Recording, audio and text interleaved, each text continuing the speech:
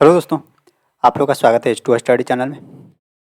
देखिए, अभी हम लोग कवर कर रहे थे झारखंड एकेडमिक काउंसिल यानी जैक के थ्रू जो आकांक्षा 40 का जो एग्ज़ाम लिया जाता है आफ्टर क्लास टेंथ के बाद जो एग्ज़ाम लिया जाता है उसका जो मॉडल क्वेश्चन पेपर था उसका हम लोग कंप्लीट एनालिसिस कर रहे हैं, जिसमें हम लोग अभी सेट 1 कवर कर रहे थे।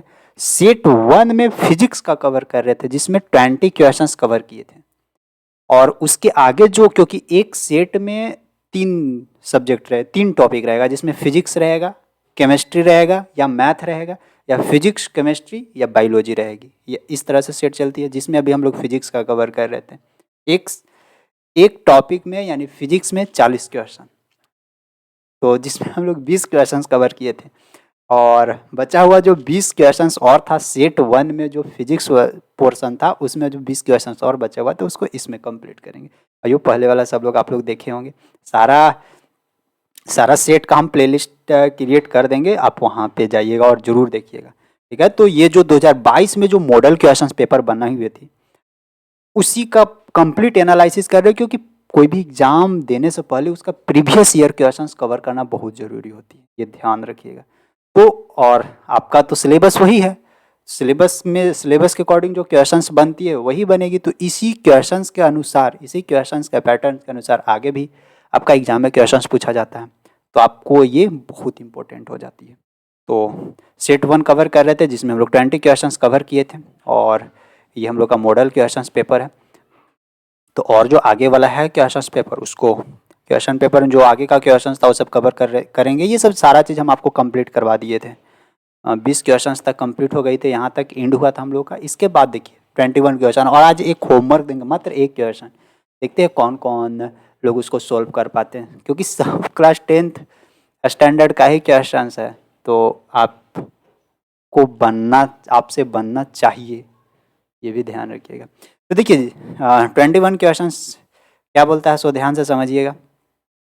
देखिए 21 क्वेश्चन नंबर बोलता है कि इन द गिवन डायग्राम, देखिए यहाँ पे एक डायग्राम दिया हुआ है, ये डायग्राम दिया हुआ है PQRS करके एक डायग्राम दिया हुआ है। और बोलता है कि the ray of light falls normally on the glass slab, the angle of refraction is, जैसे इस तरह से ग्लास स्लैब है, इसमें सीधे परपेंडिकुलर जब लाइट गुजारेंगे ना इसमें, तो ये लाइट सीधे निकल जाएगा बाहर, मतलब इधर उधर डेविएशन नहीं करेगा, इधर उधर घूमेगा नहीं। जैसे यहाँ से लाइट आए सीधे निकल जाएगा बाहर की ओर। तो यहाँ से पूछता है कि अपवर्तन कोण क्या होगा, तो जब यहाँ से सीधे बाहर निकल जा रहा है और नॉर्मल अगर खींचेंगे तो नॉर्मल भी इसी पर खींचाएगा, तो नॉर्मल उसी पर है, और जो लाइट का जो दिशा है वो भी ओकरे पर है, तो दोनों एक एक ऊपर आ जा रहा है। तो वहाँ पे एंगल ऑफ रिफ्रैक्शन अपवर्तन कोण कितना बनने वाला, 0 डिग्री बनेगा, और तो कोई चांस ही नहीं बन रहा है। तो इसका ऑप्शन नंबर ए बन जाएगा। नेक्स्ट नेक्स्ट क्या आता है, देखिए कि the power of convex lens having focal length 20 centimetre, हमसे पूछ रहा है कि कॉन्वेक्स लेंस का पावर। अब देखिए कॉन्वेक्स लेंस का पावर यहाँ पे प्लस माइनस में खेल करेगा, यानी उत्तल लेंस का शक्ति। तो उत्तल लेंस का जब भी पावर की बात होती है तो उत्तल लेंस का पावर पॉजिटिव में मेजरमेंट होगा। क्यों? क्योंकि फोकस उसका पॉजिटिव में ही मेजरमेंट होता है। अगर वहाँ पे अवतल लेंस होता यानी कॉनकेव लेंस होता तो फिर उसका फोकस निगेटिव में मेजरमेंट करते हैं हम लोग, यही ना होती है। तो इसका जो भी आंसर आएगा पॉजिटिव टर्म में आएगा। तो कैसे निकालिएगा, देखिए सेंटीमीटर में है तो पावर और फोकस के बीच का रिलेशन, अगर फोकस सेंटीमीटर में कंसीडर कर रहे हैं तो 100/f, ये सेंटीमीटर में एक ये फार्मूला बनता है इसका। और अगर फोकस मीटर में मेजरमेंट कर रहे हैं तब उसका फार्मूला बनता है पावर बराबर 1/f, जब फोकस मीटर में मेजरमेंट कर रहे हैं, ये कंडीशन बनती है। अब यहाँ पे फोकल लेंथ कितना दिया हुआ है, 20 सेंटीमीटर। तो यहाँ से क्या करेंगे, पावर बराबर 100 फोकस नीचे 20, तो यहाँ पे 20 डालेंगे, 20/2500, यानी पावर क्या हो जाएगा +5 डायोप्टर, क्योंकि पावर का यूनिट क्या होता है, डायोप्टर या फिर पर सेकेंड, यही तो होती है। तो +5 डायोप्टर है बिल्कुल option number 2। Next question number 23 देखिएगा, बोलता है कि which of the following diagram represents the correct picture, निम्नलिखित में से कौन सा सही चित्र दर्शा रहा है, इसमें से सही फिगर कौन दिखा रहा है। यहाँ से ऐसे लाइट गया, इधर आया इधर आया इधर आया, यहाँ से देखिए ये बाहर जा रहा है, ये तो होगा ही नहीं, क्योंकि ये कहाँ पे होती है, जहाँ पे अवतल लेंस होता है वहाँ पे होगा। ये भी पॉसिबल नहीं है, ये एन से भाग रहा है, ये भी पॉसिबल नहीं, ये भी पॉसिबल नहीं। ऑप्शन नंबर फर्स्ट पॉसिबल इसका, कि जितना भी लाइट आ रहा है सब पैरेलल लाइट आ रहा है, सब मुड़ के यानी अपवर्तन के बाद एगो पॉइंट फोकस होते हुए गुजर रहा है।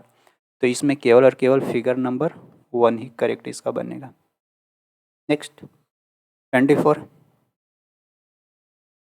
The magnetic field inside a long straight solenoid carrying current, यानी किसी विद्युत धारावाही सीधी लंबी परिनालिका के भीतर चुंबकीय क्षेत्र। तो देखिए परिनालिका इस तरह का होता है, इस तरह का सोलेनॉइड होता है, यहाँ पे ऐसे ऐसे तार लगाया हुआ रहता है।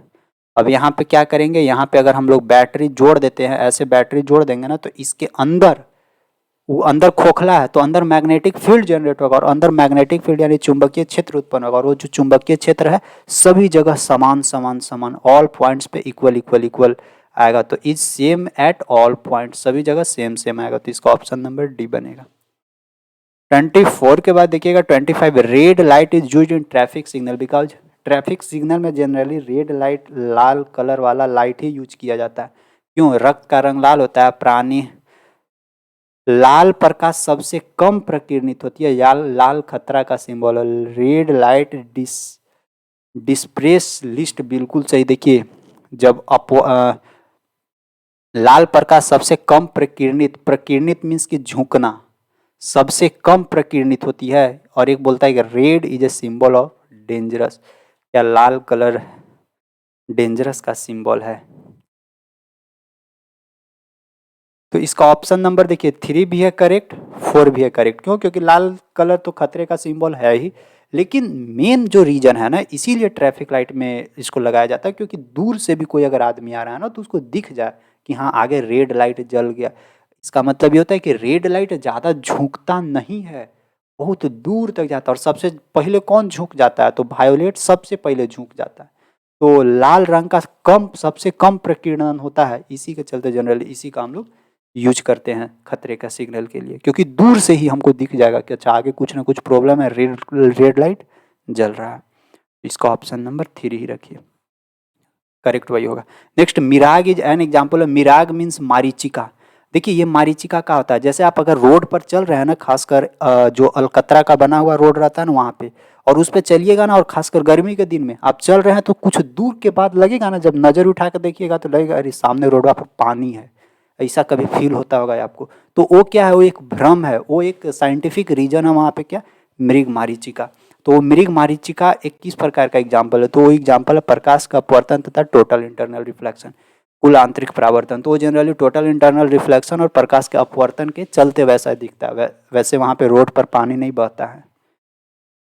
इसका ऑप्शन नंबर 3 आ जाएगा। नेक्स्ट, आकाश में तारे टिमटिमाते हुए दिखाई पड़ते हैं, जिसका क्या कारण? तो जनरली आकाश में a star appears twinkles in the sky because, तो आकाश में तारे टिमटिमाते हैं, इसका मेन कारण क्या है? वायुमंडलीय द्वारा प्रकाश का अपवर्तन, ऑप्शन नंबर 3। नेक्स्ट देखिएगा 4, एक सेकेंड आ रहे हैं। The image formed by a concave mirror is observe to be virtual, erect and larger than the object.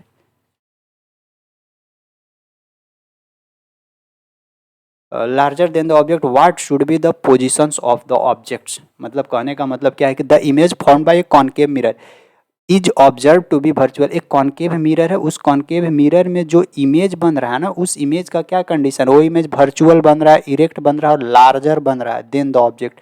तो ऑब्जेक्ट के, जितना बड़ा ऑब्जेक्ट है ना, उसके कंपेरिजन में वर्चुअल यानी सीधा बन रहा है, इरेक्ट यानी वर्चुअल मीन्स की काल्पनिक बन रहा है, इरेक्ट मीन्स सीधा बन रहा है, और लार्जर यानी बड़ा बन रहा है। तो what should be the position of the object, तो ऑब्जेक्ट को आखिर रखे कहाँ होंगे?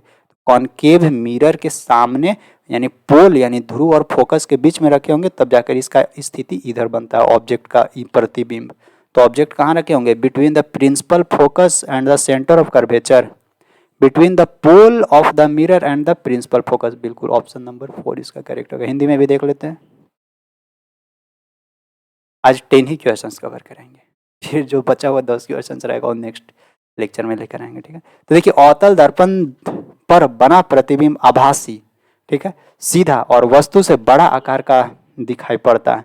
तो वस्तु की स्थिति कहाँ होनी चाहिए? तो वस्तु की स्थिति कहाँ होगी? दर्पण के ध्रुव और मुख्य फोकस के बीच में, यानी ये पोल और ये फोकस के बीच में होगा, तब ये बड़ा दिखाई देगा, सीधा बनेगा और आभासी बनने वाला है। इसके बाद 29 के बाद देखिएगा 30, इसको ना हिंदी वाला कवर करते हैं। दर्पण से आप जितना भी दूर में खड़े हों, आपका प्रतिबिंब सीधा ही दिखाई पड़ेगा। दर्पण का प्रकार होने की संभावना है। तो ऐसा सिचुएशन ओनली फॉर एक ही दर्पण में आता है जहाँ पे समतल दर्पण हो। समतल दर्पण यानी जो आपके घर में लगा हुआ शीशा रहता है, उस शीशा से आप कितना भी दूर चले जाइए वो कभी भी टेढ़ा नहीं दिखाएगा, यानी सर नीचे और पैर ऊपर, वो हमेशा आपको सीधा ही दिखाई देगा। जितना बड़ा का आप है उतना ही बड़ा आपको वहाँ पे प्रतिबिंब दिखाई देगा। इसका ऑप्शन 1 बन जाता है। इसके बाद 30 देखिएगा, और 30 के बाद 31 एक होमवर्क देंगे। In a practical electric motor coil is called, देखिए एक प्रायोगिक विद्युत मोटर में कुंडली को कहा जाता है। तो जो विद्युत मोटर होता है, आपके घर में भी मोटर होगा, उस मोटर के अंदर जो क्वाइल होता है ना, कुंडली, उस क्वाइल को हम लोग किस नाम से जानते हैं, हमसे ये पूछ रहा है। तो उस क्वाइल को देखिए, क्वाइल ऐसे गोला गोला लपेटा हुआ रहता है, तो उसको हम लोग आर्मेचर के भी नाम से जानते हैं। उसको हम लोग क्या बोल सकते हैं, आर्मेचर बोल सकते हैं। एक आपको आज का होमवर्क देते हैं, 31 आपका आज का होमवर्क। 31 देखिएगा क्या बोलता है कि प्रोटॉन के निम्नलिखित गुणों में से कौन सा परिवर्तित हो सकता है जब यह चुंबकीय क्षेत्र में स्वतंत्र रूप से चलता रहेगा। इसमें से कौन सा ऐसा चीज है जो चुंबकीय क्षेत्र में चल रहा है स्वतंत्र रूप से और वो चेंज हो सकता है। तो कौन है इसमें से, इस चारों ऑप्शन में से आपको कमेंट्स करके नीचे बताना है, ठीक है। तो बस इस सेशन को ना यहीं तक रखते हैं। इसके बाद अभी इसमें और 10 क्वेश्चन बचा हुआ है, और जो बचा हुआ सीरीज रहेगी वो आपको नेक्स्ट लेक्चर में कंप्लीट करवा देंगे, ठीक है। तो फिर मुलाकात करते हैं हम लोग नेक्स्ट सेशन में, तब तक के लिए बाय।